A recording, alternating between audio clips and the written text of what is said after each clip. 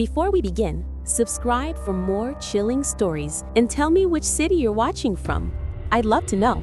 Thomas Blackwood arrived in Port Sentinel with his vintage drafting tools and a mind meticulously organized by grids and coordinates.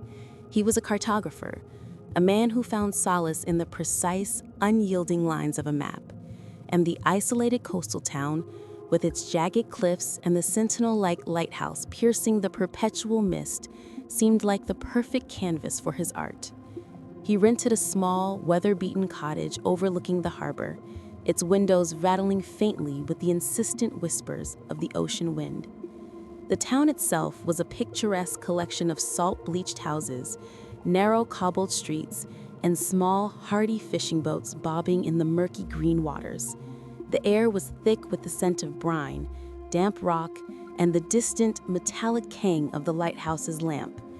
Thomas, however, soon began to notice discrepancies. He had brought with him an antique chart of Port Sentinel, a beautifully rendered piece from the late 19th century, along with a more contemporary government survey map.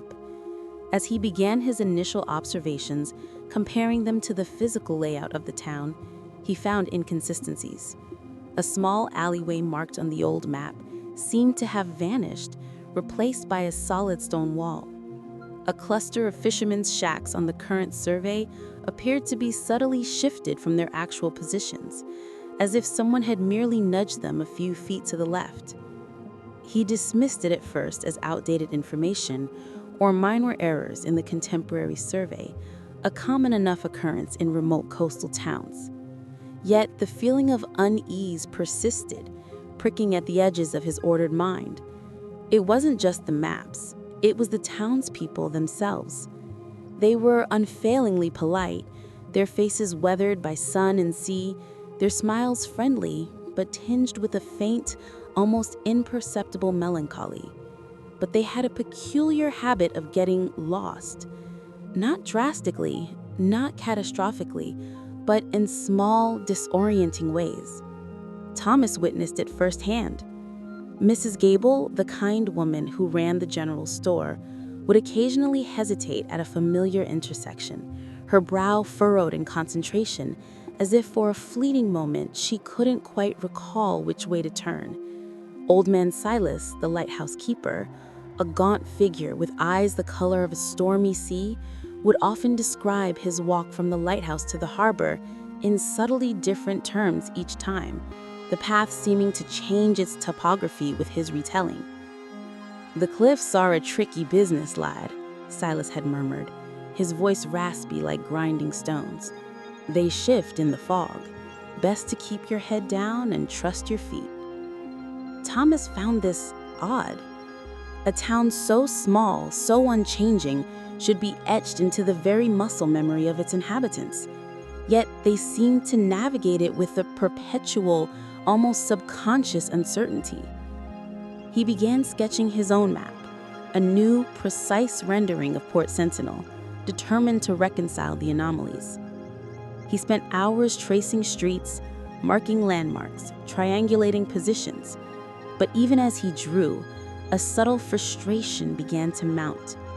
A particularly distinctive rock formation he had noted on the northern bluffs one morning seemed to be slightly altered by the afternoon, its contours subtly different, its position shifted by mere inches, but enough to throw off his measurements. It was as if the very geography of Port Sentinel was a mutable thing, a living, breathing entity that resisted the rigid confines of his grid lines. He started to doubt his own cartographic skills, his lifelong confidence in the fixed nature of the world wavering. The steady beam of the lighthouse, a constant presence in the churning mists, felt less like a guide and more like a silent, unblinking eye, observing his futile attempts to pin down a reality that refused to be still. The fog, a persistent visitor to Port Sentinel, seemed to carry with it not just the chill of the ocean, but a disorienting haze that seeped into the very perception of space, blurring not just the horizon, but the clear lines of what was and what wasn't. The subtle discrepancies in Port Sentinel's geography escalated from minor annoyances to deeply unsettling phenomena. Thomas's meticulously drawn map, intended to bring order, instead became a testament to chaos. Streets he had carefully charted one day would appear shorter the next, or an unfamiliar alley might bisect a previously solid block of buildings. Landmarks, like the ancient stone well in the town square, seemed to imperceptibly shift its position, always by just a few feet, enough to disorient, but not so much as to be overtly alarming to the residents.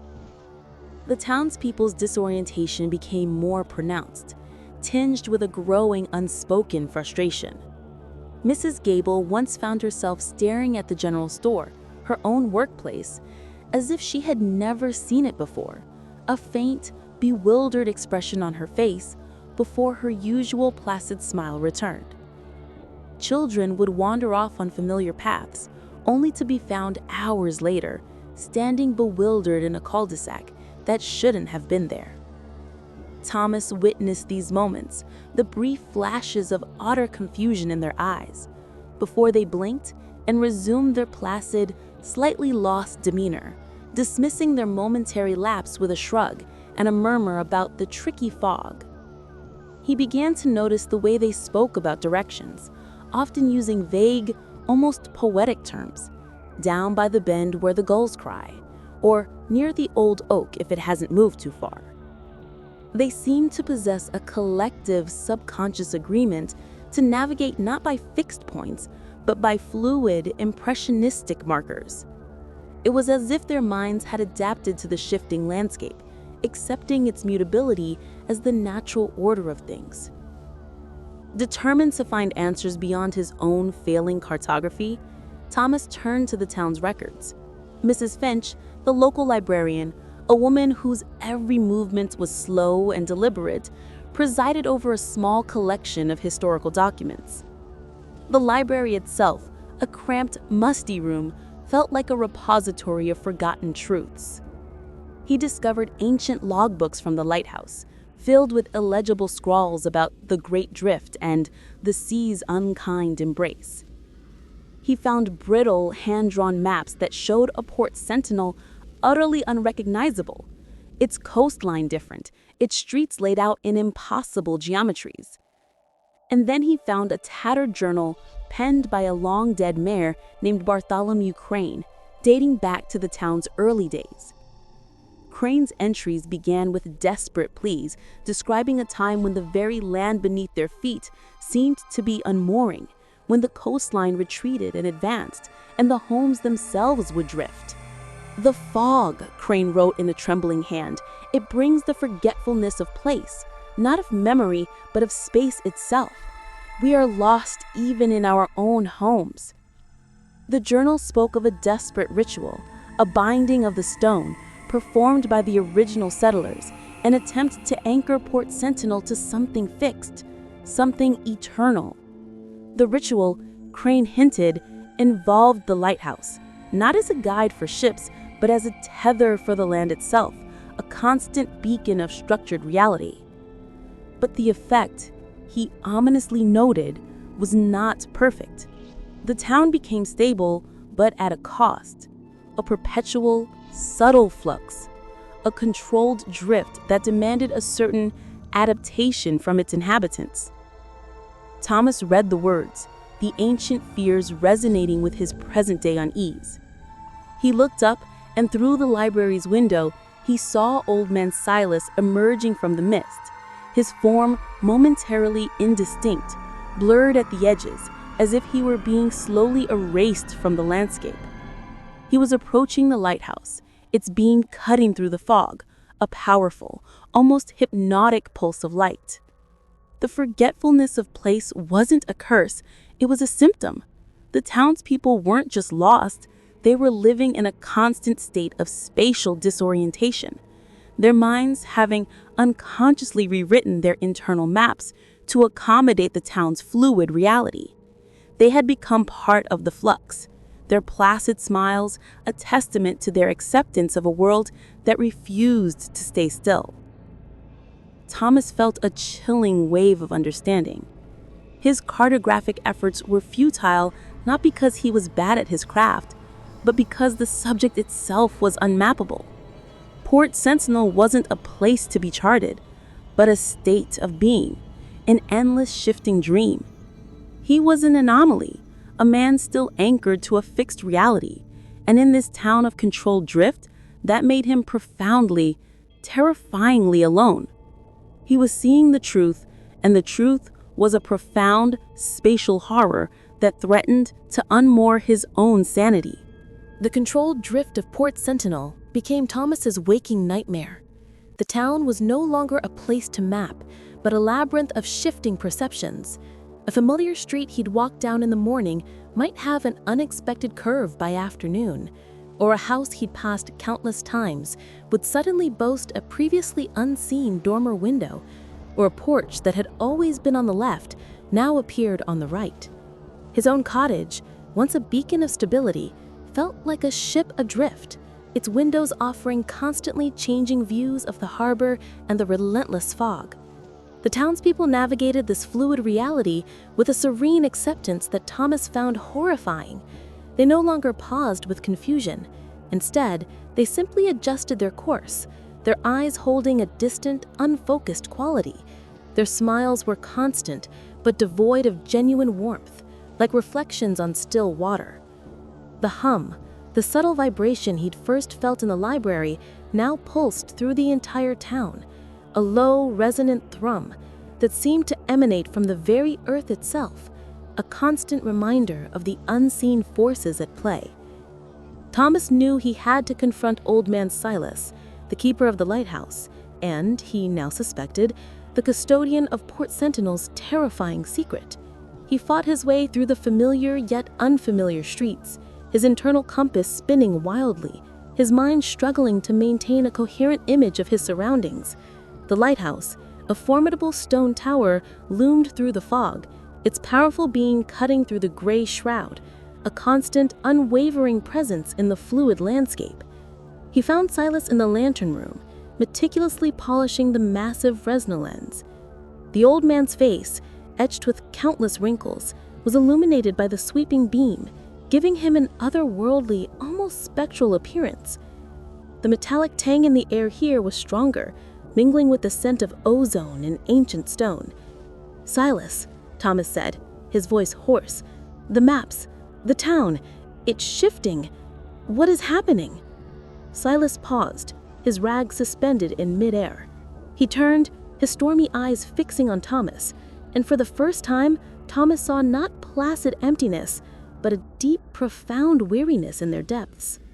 "The binding," Silas rasped, his voice barely audible above the rhythmic whir of the lamp mechanism.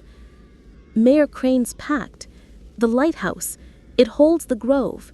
It keeps us from truly being lost, from drifting into the void." He explained that the binding of the stone wasn't about fixing Port Sentinel, but about controlling its movement, preventing it from spiraling into an utter, unrecoverable spatial chaos. The town didn't remain still. It constantly, imperceptibly rearranged itself, a perpetual, gentle recalibration driven by the lighthouse's light. The hum, Thomas realized, was the sound of the binding, the constant low thrum of reality being subtly reshaped. The townspeople's placid acceptance was not ignorance, but a necessary adaptation, a subconscious surrender to the fluid reality. Their minds had become like the town itself, constantly shifting, reshaping, always finding a way to make sense of the new, subtly altered present. "But at what cost?" Thomas whispered, the horror of it all settling over him. "Their faces, their memories of a stable world, they're gone." Silas nodded slowly. "They found peace in the drift, lad. They no longer struggle against the tide. Only those who fight the binding truly suffer." He gestured towards the massive lens. "The light, it doesn't guide ships, Thomas. It defines the edge. It keeps the greater nothingness at bay. And I keep the light burning. I am the one who remembers the true chaos, so they don't have to." A chilling realization washed over Thomas. The lighthouse keeper wasn't just a custodian. He was a living anchor, burdened with the memory of a stable world in a town designed to forget it. And now, Thomas, the cartographer, was seeing the world as Silas saw it, a terrifyingly fluid reality that threatened to dissolve his own sense of self. He looked at his hands, then at his feet. The floor seemed to subtly undulate, the very air around him vibrating with the hum. He felt his internal compass begin to spin, faster and faster, no longer able to locate a fixed north. The rigid lines of his mental maps began to fray, to dissolve into a shimmering haze. He closed his eyes, then opened them, gazing out at the swirling mist. The lighthouse beams swept past, illuminating the vast, unknowable expanse of the ocean. He felt a profound sense of lightness, a shedding of the burden of fixed coordinates, of rigid truth.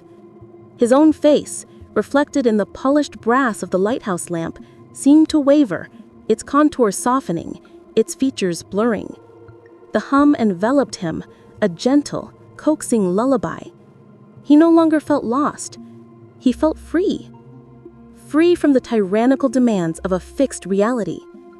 In Port Sentinel, the maps never truly settled. They only waited for the cartographer to finally let go and join the beautiful, endless drift.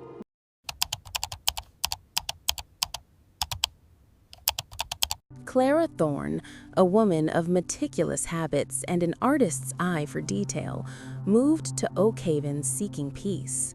The quaint New England town, known for its sprawling oak trees and the hushed whispers of forgotten history, promised a sanctuary from the frantic pace of city life.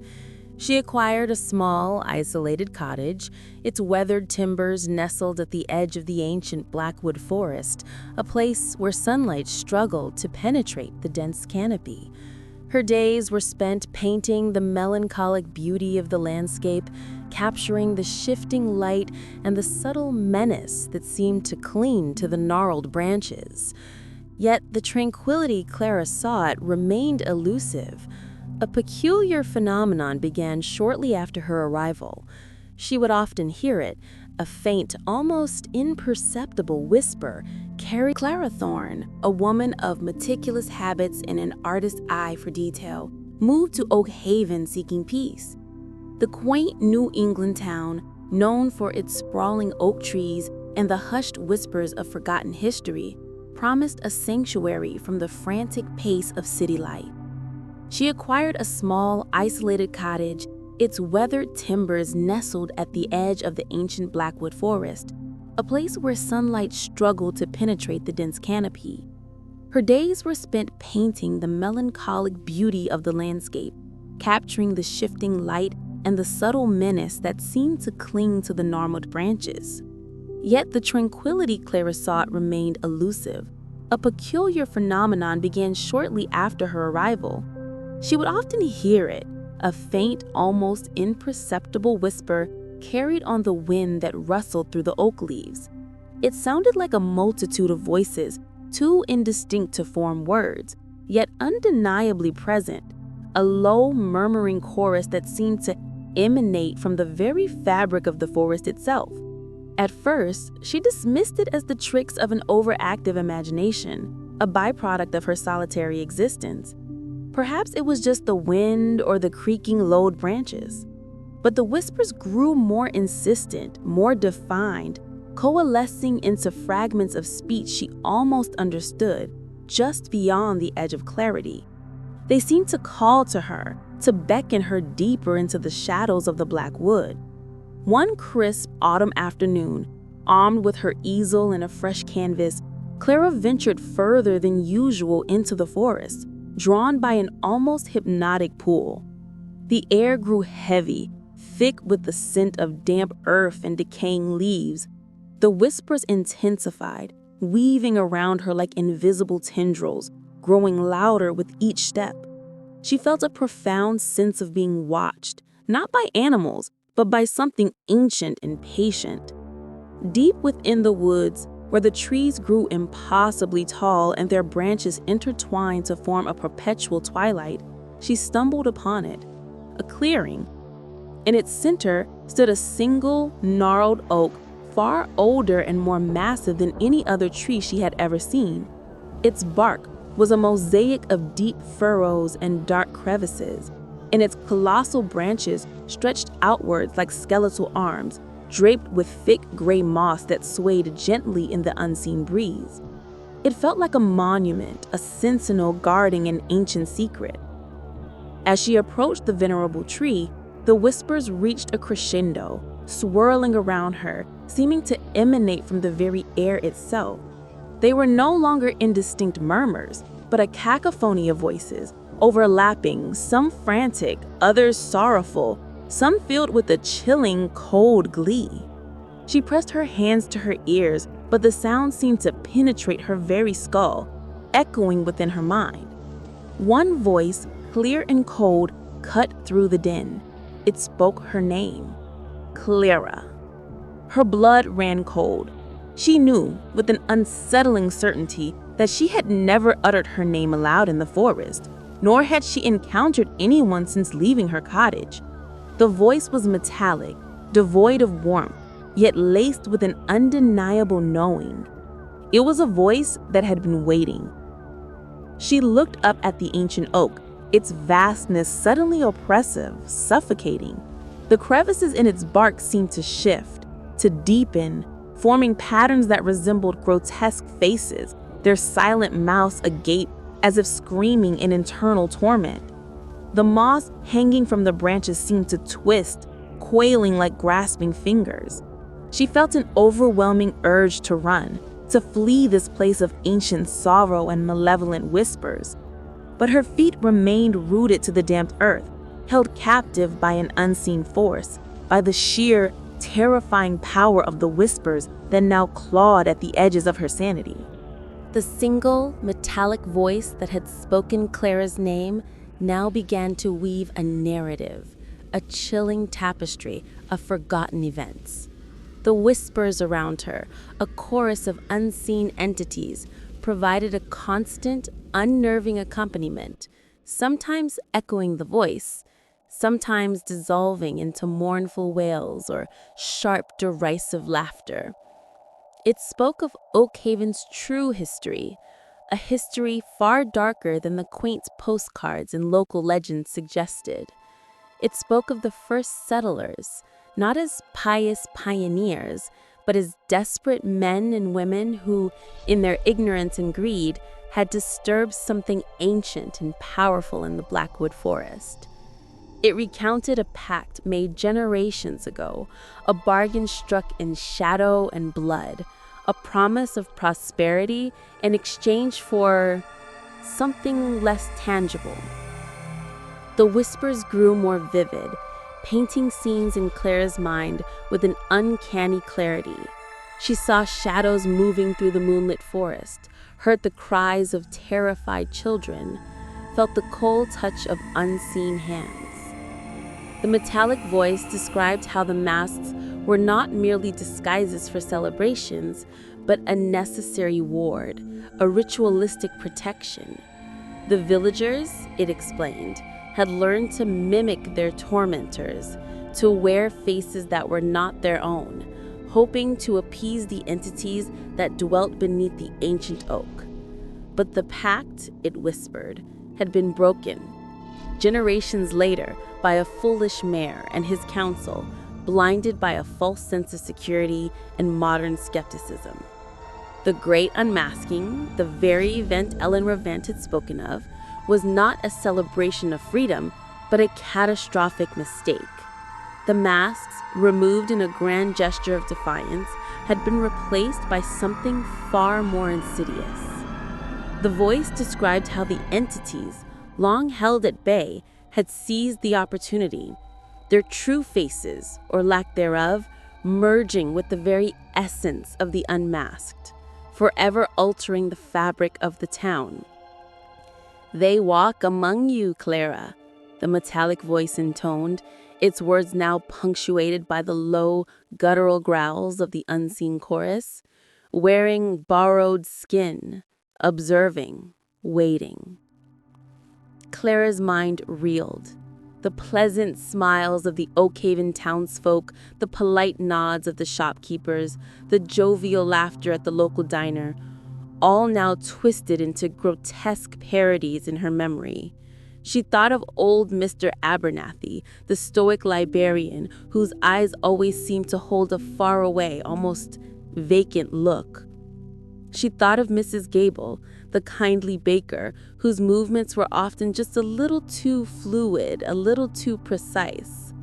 The whispers were no longer a distant murmur, but a direct assault on her perception of reality. She saw the faces of the people she'd met, overlaid with the terrifying image of blank, featureless expanses. The vibrant world she had sought refuge in was crumbling around her, revealing a chilling, alien landscape beneath. A sudden, sharp pain lanced through her head, like an ice pick driven deep into her skull. She cried out, stumbling backwards, her hands flying to her temples. The ancient oak seemed to throb, its bark now a living, breathing entity, the grotesque faces within its crevices contorting in silent, mocking laughter. The mossy tendrils writhed, reaching, beckoning. The metallic voice, closer now, seemed to come from all directions, echoing from the very air she breathed. "You see, Clara," the metallic voice hissed, "the masks never truly came off. They merely changed who wore them. And now you see the truth. The burden of seeing is a heavy one, a lonely one." A profound sense of isolation washed over her, colder than any autumn breeze. She was alone in this clearing, surrounded by an ancient evil and the unsettling knowledge that the world she inhabited was a lie. Her art, her sanctuary, her very sanity felt utterly compromised. The vibrant colors of her canvas, once a source of joy, now seemed dull, lifeless, drained of meaning in the face of this stark, terrifying reality. She was a solitary witness to a truth too terrible to comprehend, too pervasive to escape. The whispers pulsed around her, a living, breathing entity, seeping into her very pores, chilling her to the bone. Clara stumbled from the clearing, her mind a maelstrom of terror and disbelief. The whispers pursued her, not as distinct voices now, but as a persistent, insidious hum that resonated within her skull, a constant reminder of the grotesque truth she had uncovered. The trees of Blackwood Forest, once a source of artistic inspiration, now seemed to press in on her, their shadows long and grasping, their branches like skeletal fingers reaching from a forgotten crypt. She ran, not knowing where she was going, only that she had to escape the suffocating presence of the ancient oak and the chilling revelations it had imparted. Her cottage, usually a beacon of safety, now loomed like a haunted dollhouse on the edge of the malevolent woods. She burst through the door, slamming it shut behind her, but the oppressive silence inside offered no relief. The whispers were still there, echoing in her mind, a phantom symphony of the damned. She sank to the floor, panting, her body trembling uncontrollably. Every shadow in her small home seemed to coalesce, to twist into the featureless visages she had seen in her mind's eye. The faces of Oakhaven townsfolk, their smiles now chillingly blank, flashed before her eyes. The truth, once an abstract terror, had become a palpable, suffocating presence. She was trapped, not by physical bars, but by a knowledge too vast, too horrifying to bear. She thought of leaving, of fleeing Oakhaven, but the thought was fleeting. Where would she go? The whispers had made it clear. The entities, the things that wore borrowed skin, were not confined to the forest or the town. They were everywhere, unseen, unheard, weaving themselves into the fabric of human existence. The pact, it seemed, was more widespread, more ancient than she could ever have imagined. The isolation became unbearable. The whispers, no longer speaking of the past, began to focus on her. They taunted her, echoed her own terrified thoughts, twisted her memories into grotesque parodies. Alone, Clara. Always alone with the truth. She stared at her hands, trembling, then at her reflection in a dark window pane. Her own face seemed alien, a mask she wore, fragile and temporary. A profound, bone-deep weariness settled upon her. The whispers offered a perverse kind of peace, a surrender to the inevitable. They promised an end to the terror, a cessation of the haunting hum, if only she would listen.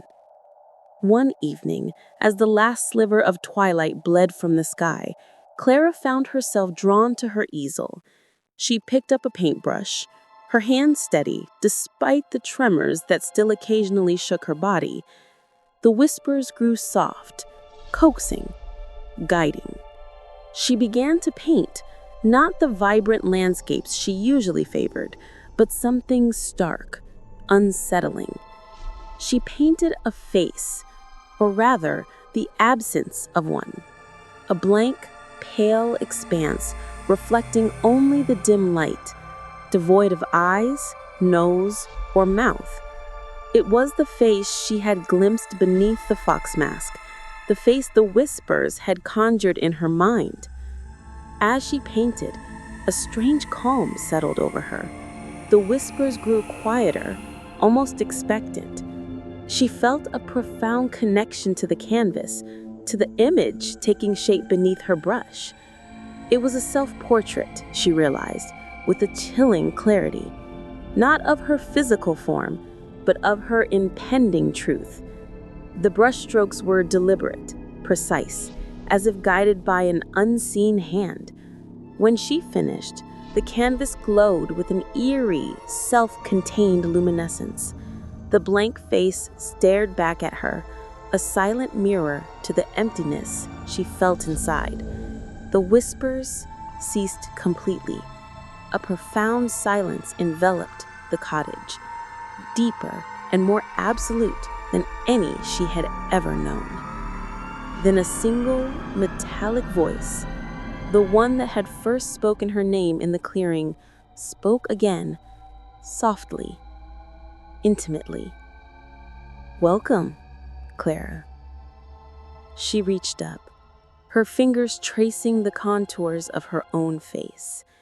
It felt foreign, a thin, flimsy covering. She felt a sudden, overwhelming urge, a quiet understanding of what was required. The paint, still wet on the canvas, reflected not her eyes, but a growing, swirling void.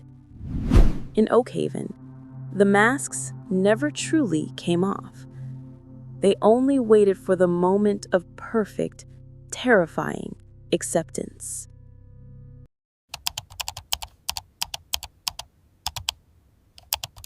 Evelyn Reed sought refuge in Evergreen Falls, a town whispered to be a haven of picturesque tranquility, nestled deep within the verdant embrace of Appalachians.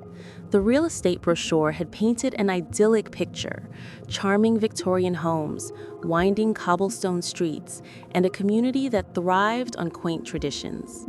Evelyn, a woman scarred by the relentless anonymity of big city life, yearned for the genuine connections and slow rhythm that such a place promised.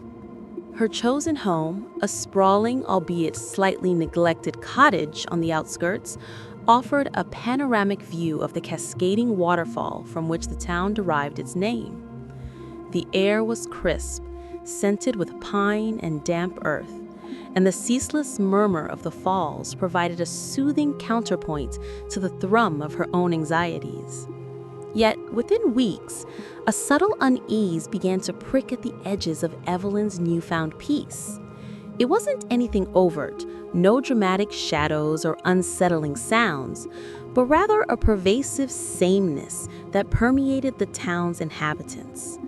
Their smiles, though frequent and seemingly warm, seemed to curve in precisely the same way, revealing an almost identical array of teeth. Their eyes, always a shade of mild blue or gentle brown, held a similar, almost unsettling placidity. Even their gestures, the way they greeted her with a slight nod or offered a helping hand, possessed a synchronized grace that felt less like polite custom and more like rehearsed choreography. Evelyn, an artist accustomed to discerning nuance and individuality, found herself constantly searching for a unique spark, a flash of genuine eccentricity, but it remained elusive. She met Martha, the kindly woman who ran the local bakery, her face perpetually dusted with flour, her laugh a soft, almost tinkling sound. She met Mr. Henderson, the taciturn librarian, whose spectacles perched perfectly on the bridge of his nose, his voice a low, even drone.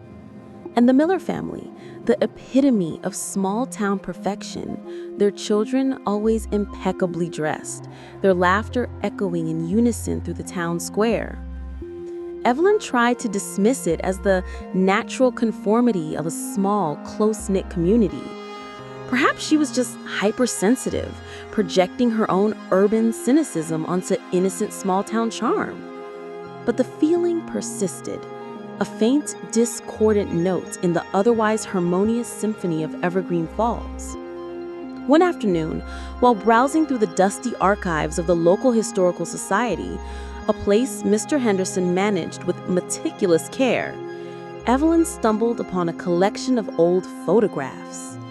They depicted the town's founding families, stern-faced men and women from the late 18th century. What struck her was not their antiquated attire, but their expressions. They were raw, individual, etched with the toil and hardship of frontier life. Their eyes held a fierce, defiant spark, their mouths a grim set or a weary, genuine smile. There was no uniformity here.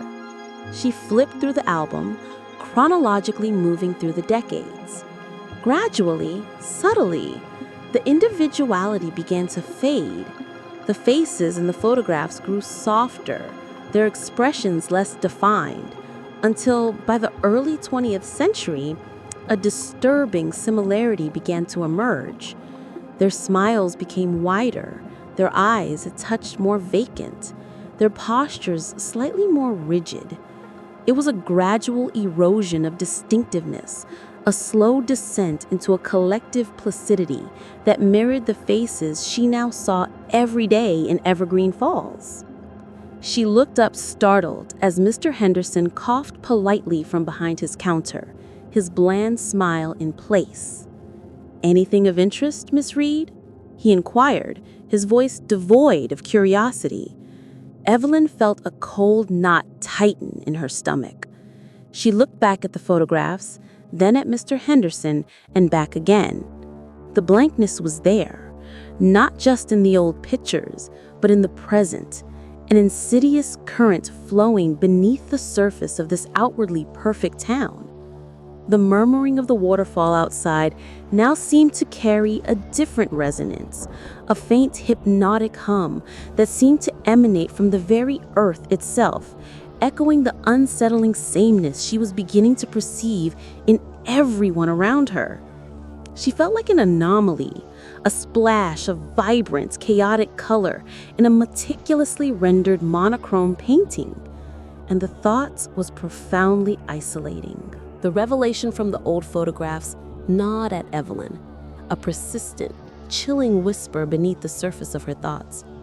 The tranquil facade of Evergreen Falls now felt like a meticulously crafted stage, and she, a solitary audience member, was beginning to see the cracks in the painted backdrop. The townspeople's smiles, once merely uniform, now struck her as unsettlingly deliberate, like masks perfectly molded to convey an emotion they didn't truly feel. She started observing them with a heightened, almost frantic intensity. Mrs. Gable, the florist, her movements always so precise, her hands arranging blossoms with an unnatural, almost mechanical grace. Young Tommy Jenkins, whose infectious giggle always seemed to cut off abruptly, replaced by a sudden, vacant stare. Even the children in the town square, playing their games with a synchronized, almost ritualistic fervor, sent shivers down Evelyn's spine. She tried to engage them, to elicit a spontaneous reaction, a genuine outburst of emotion, but their responses were always polite, predictable, and utterly devoid of the messy individuality she craved. One afternoon, while walking her dog, Barnaby, along the winding path that led deeper into the woods surrounding Evergreen Falls, Evelyn heard it. Not the familiar murmur of the waterfall, but a low, resonant thrum, a sound felt more than heard, vibrating through the soles of her feet up into her bones. It was the sound of 100 voices humming in perfect, unnerving unison, a collective drone that seemed to emanate from the very earth itself. Barnaby, usually a boisterous companion, whimpered, his hackles rising, and he tugged frantically at his leash, pulling Evelyn away from the source of the sound. She looked back into the dense, shadowed woods, and for a fleeting instant, she saw it. Not a specific form, but a shimmering, almost gaseous distortion in the air, a ripple of unseen energy behind the ancient, gnarled trees. The experience left her shaken, her paranoia deepening its grip. She retreated to her cottage, but even there, the walls offered no true sanctuary. The hum seemed to seep through the foundations, a constant, low vibration that whispered of things unseen, things unsaid. She began to notice subtle shifts in her perception. Sometimes, when a townsperson smiled at her, the smile would linger just a fraction too long, and for a terrifying second, their eyes would seem to lose all depth, becoming flat, reflective surfaces. She'd blink, and they would return to normal, leaving her questioning her own sanity. Was she simply losing her mind, or was Evergreen Falls slowly, insidiously, revealing its true nature? She decided to confide in someone, anyone, to alleviate the crushing burden of her isolation. She chose Martha, the baker, hoping that beneath the layers of practiced geniality, a spark of genuine human connection might reside. Evelyn visited the bakery, the sweet smell of fresh bread doing little to calm her nerves. She spoke haltingly, describing the hum, the unsettling sameness, the blankness she sometimes glimpsed. Martha listened, her head tilted slightly, her uniform smile unwavering. When Evelyn finished, Martha simply nodded, a slow, deliberate movement. Evergreen Falls has a way of settling people, dear, she said, her voice soft, but utterly devoid of empathy. It helps us all find our true place, to be in harmony. As Martha spoke, Evelyn saw it again. For a prolonged, terrifying moment, Martha's features seemed to smooth, to flatten. The lines around her eyes vanished. Her lips thinned and her entire face became a pristine, unsettlingly blank canvas, reflecting the muted light of the bakery with an eerie luminescence. Then, in an instant, it snapped back, the kindly, flower-dusted face returning, the smile still in place. Evelyn gasped, stumbling backward, knocking over a display of cinnamon rolls. Martha merely watched, her bland smile unwavering, her blue eyes now completely vacant. The air in the bakery grew cold, heavy, filled with a faint, collective hum. Evelyn realized with a sickening lurch of her stomach that Martha hadn't just reverted, she had mirrored Evelyn's own terror. The faces weren't just blank, they were reflections, projections of what the observer expected, or perhaps what they themselves were becoming. The profound horror of this realization solidified in Evelyn's mind. She was not just observing, she was being observed, and her own fears were being used against her, amplified by the silent, unseen presences that now surrounded her, closing in, like the endless canopy of Evergreen Falls. The realization that her own terror was being mirrored, weaponized even, by the inhabitants of Evergreen Falls plunged Evelyn into a deeper, more profound state of dread. The smiles of the townspeople, once merely unsettling, now felt like malevolent, silent screams. She locked herself in her cottage, pulling the curtains tight, desperate to escape the pervasive gaze she now knew was everywhere. Barnaby whimpered at her feet, sensing her distress, but even his familiar presence offered little comfort against the growing, suffocating hum that seemed to resonate directly within her skull. She knew she couldn't stay, but the thought of leaving, of venturing back into the town where blank faces awaited, was equally terrifying. The hum grew louder, more insistent, a collective voice without words, pressing against the very walls of her sanity. It spoke to her, not in a language she understood, but in a profound emotional resonance. It spoke of belonging, of release, of the sweet cessation of individuality, of the peace that came with becoming one. Days blurred into a haze of fear and sleeplessness. Evelyn ate little, drank less, her body a trembling shell for a mind consumed by paranoia. She stared at her own reflection in the darkened window panes, scrutinizing her features, searching for any subtle shift, any hint of the blankness she had seen in others. She pressed her hands to her face, feeling the familiar contours of her bones, the texture of her skin, desperate to affirm her own identity. One night, as the moon cast long skeletal shadows through the gaps in her curtains, the hum reached an unbearable crescendo. It vibrated through the floorboards, through her very bed, shaking her to her core. She heard it outside too, a low, guttural murmur that swelled and receded like a dark tide. Driven by an impulse she couldn't resist, a chilling mixture of fear and a strange, morbid curiosity, Evelyn crept to the window. Peeking through a sliver on the fabric, she saw them, the townspeople of Evergreen Falls. They stood in her garden, a silent, unmoving throng, their faces turned towards her cottage. They wore no masks, but their faces, illuminated by the cold moonlight, were utterly, horrifyingly blank. The smooth, featureless expanses she had glimpsed now stared back at her, reflecting the moonlight with an eerie porcelain sheen.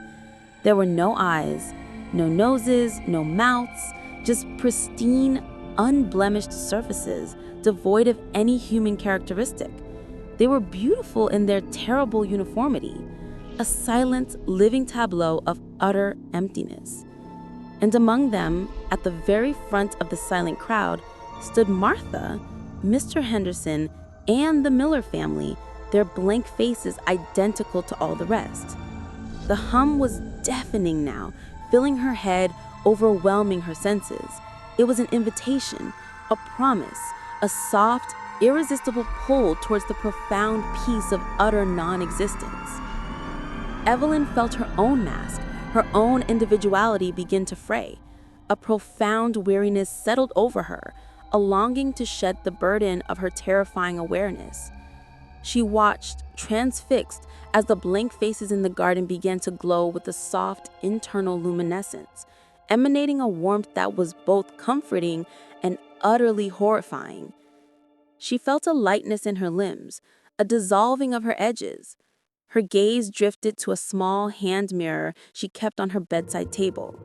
With trembling fingers, she picked it up, raising it slowly to her face. The hum enveloped her, a lullaby of absolute stillness.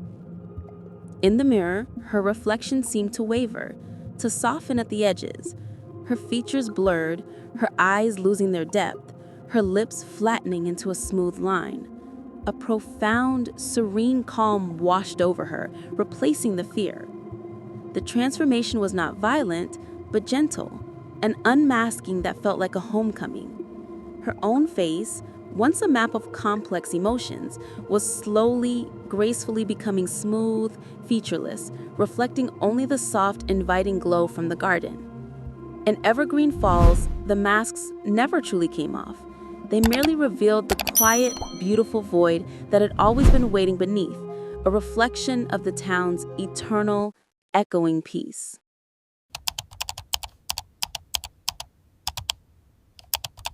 Arthur Finch never truly belonged in Blackwood.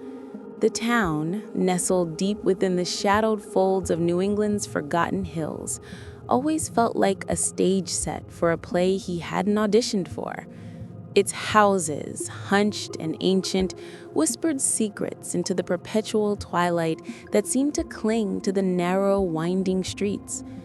Every year, as October bled into its final chilling days, an unspoken excitement, tinged with a darker current, pulsed through the community.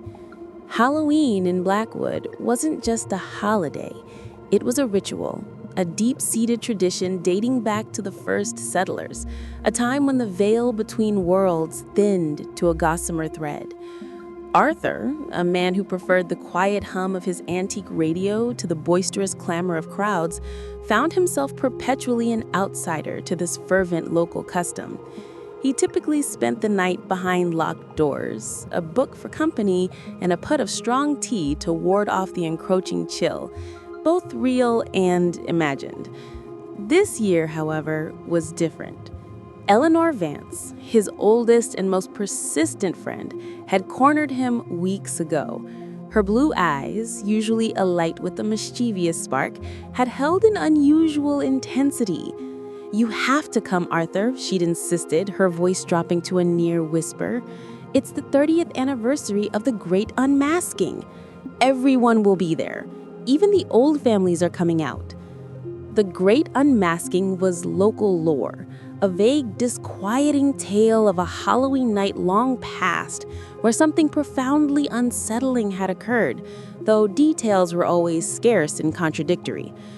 Arthur had relented, if only to silence Eleanor's pleas. He owned a simple, featureless black mask, a relic from a forgotten costume party he'd never attended. It felt fitting, a blank canvas in a town overflowing with painted expressions. The night arrived, a suffocating blanket of fog rolling in from the distant marshlands, swallowing the last vestiges of daylight. Blackwood Manor, Eleanor's ancestral home, stood on a rise, its Victorian spires clawing at the obscured sky. Tonight, it blazed with a muted, amber light, spilling through ornate windows onto the sprawling, mist-shrouded lawn where figures, dark and shifting, began to gather. Arthur walked, the damp chill seeping into his bones, the muffled sounds of revelry growing louder with each reluctant step. Costumed guests drifted like phantoms through the haze, their laughter echoing strangely, swallowed by the fog and then spat out again, distorted and hollow. He pulled the black mask over his face, feeling the sudden, unnerving anonymity it offered. Inside, the manor was a labyrinth of shadows and flickering candlelight. The air hung thick with the scent of spiced cider, damp earth, and something else, something metallic and sharp that Arthur couldn't quite place. Faces, or rather the intricate, grotesque visages of masks, peered from every corner. Venetian harlequins, ghoulish clowns, skeletal reapers, and animal heads mingled in a silent, macabre dance. Arthur felt a primal unease coil in his gut. The masks were too perfect, too still, their painted smiles stretched too wide, their vacant eyes staring into nothing. He searched for Eleanor, his gaze flitting from one anonymous figure to another, a strange sense of claustrophobia beginning to press in. A figure, tall and gaunt, clad in a tattered crimson cloak, moved through the crowd. Its mask, an obsidian expanse with two narrow slits, seemed to track him. Arthur turned away, a shiver crawling up his spine that had nothing to do with the cold. He felt watched, not by an individual, but by the collective, unblinking gaze of the masks themselves. He found himself near the grand staircase, a monstrous oak structure that disappeared into the upper gloom. A woman, her face obscured by a delicate porcelain doll mask, stood alone, her back to him. Her stillness was profound, unnatural. Arthur felt an inexplicable pull to speak, to break the silence she seemed to radiate. As he approached, a faint sound reached his ears, a whisper, thin and reedy, like dry leaves skittering across cobblestones. It seemed to emanate from the dull mask, though no mouth moved. He hesitated, a cold dread washing over him. Then she slowly turned her head, not her body, just her head, with a jerky, almost mechanical motion. The doll mask's painted eyes, wide and unblinking, fixed on him. For a fleeting instant, the light shifted, and through a tiny crack in the porcelain, Arthur glimpsed something beneath. Not skin, not an eye, but a void, a swirling darkness that seemed to drink the light. He recoiled, bumping into another masked guest, a figure in a crow's head, whose silent, unmoving presence was equally unnerving. The woman with the doll mask simply resumed her still posture, facing the staircase, the whisper fading as if it had never been. Arthur's heart pounded a frantic rhythm against his ribs. The masks here felt less like disguises and more like extensions, or perhaps true faces themselves, concealing nothing but the abyss. The encounter with the dull-masked woman left Arthur's nerves frayed, a thin wire stretched taut in the suffocating air of Blackwood Manor. He needed to find Eleanor, to find some semblance of normalcy in this unsettling masquerade. He pushed through the throng, each costumed figure now appearing more menacing than the last. A man in a grinning jester's mask brushed past him, his touch surprisingly cold, like a limb that had been left in the snow. Arthur glanced back, but the jester had vanished into the swirling sea of cloaks and painted faces. The metallic scent in the air intensified, mingling with the heavy sweetness of dying autumn flowers. He felt a rising panic, a desperate urge to tear off his own mask and shout, to demand answers from the silent, staring visages that surrounded him.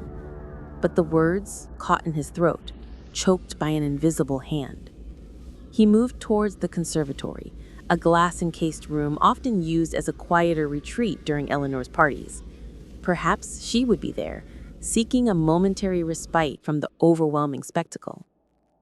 As he neared the entrance, he caught fragments of hushed conversation, voices low and conspiratorial, filtering through the ornate glass doors. "They come back every year," a woman's voice whispered, thick with an accent Arthur couldn't quite place, yet it felt eerily familiar. To reclaim what was taken or to simply observe. A deeper, gravelly male voice responded. The unmasking wasn't an end, but a beginning. The pact was sealed in shadow. Arthur froze, his hand hovering over the cold brass handle. The words resonated with the old tales, the whispers of Blackwood's grim past that had always been dismissed as mere folklore. Now, they felt chillingly real, like shards of ice piercing the fragile veneer of the present. He peered through a gap in the heavy velvet curtains, catching a glimpse of the conservatory's occupants. Several masked figures stood huddled together, their backs to him. One wore a fox's head, another stylized skeletal bird. Their movements were slow, almost deliberate, as if they were performing a rehearsed pantomime. As Arthur watched, the figure with the fox's mask raised a hand, and for a terrifying second, the edge of its mask lifted just enough for a sliver of what lay beneath to be revealed. It wasn't skin, nor was it the expected human flesh. It was a pale, glistening surface, smooth and devoid of any features, reflecting the faint candlelight like polished bone.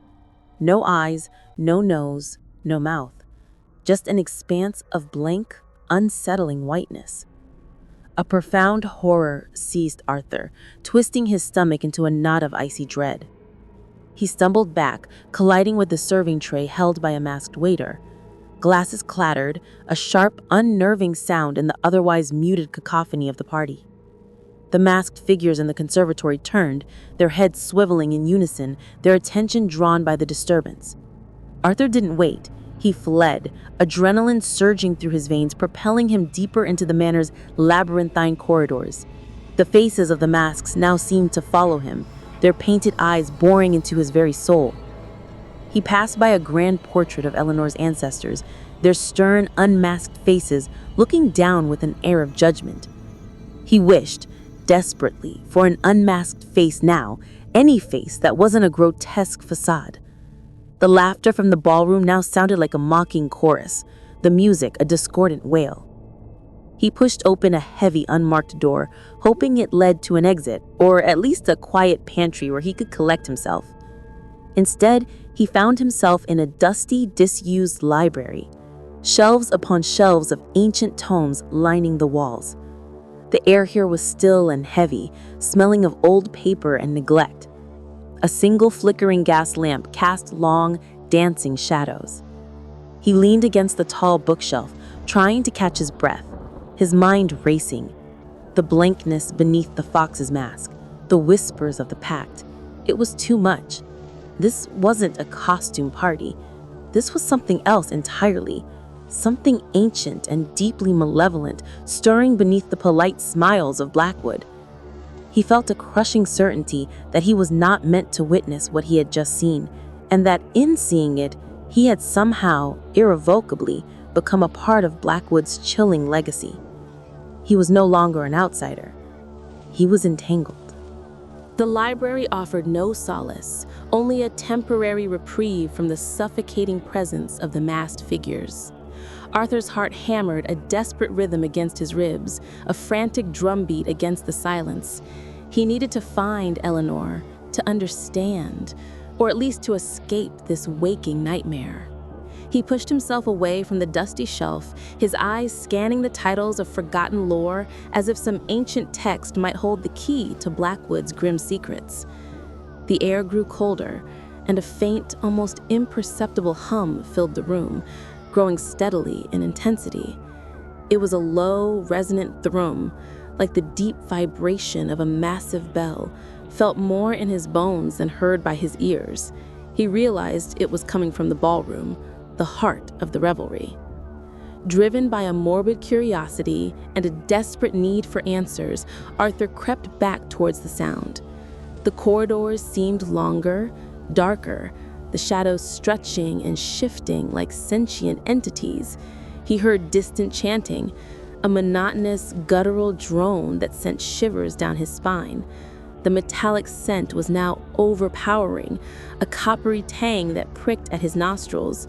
Reaching the ballroom, he peered through an open doorway, bracing himself for what he might witness. The scene inside had transformed. The convivial masquerade was gone, replaced by a macabre tableau. The masked guests no longer mingled or danced. They stood in concentric circles, facing inward, their arms linked. In the center, beneath a flickering chandelier, stood Eleanor. She wore a shimmering gown, her usual bright blue eyes now hidden behind a delicate silver filigree mask.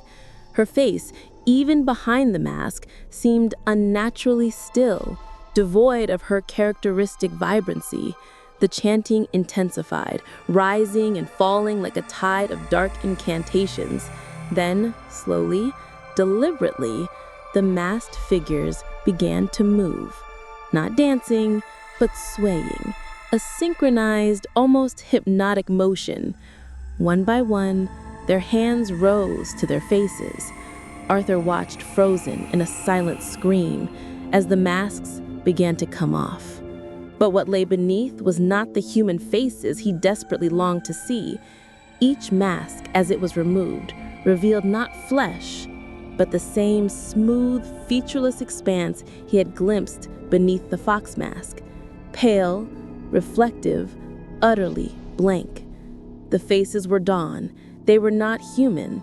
There were no eyes to meet, no mouths to scream from, just empty, unblemished surfaces that mirrored the dim light of the chandelier, reflecting only the void in Arthur's own eyes.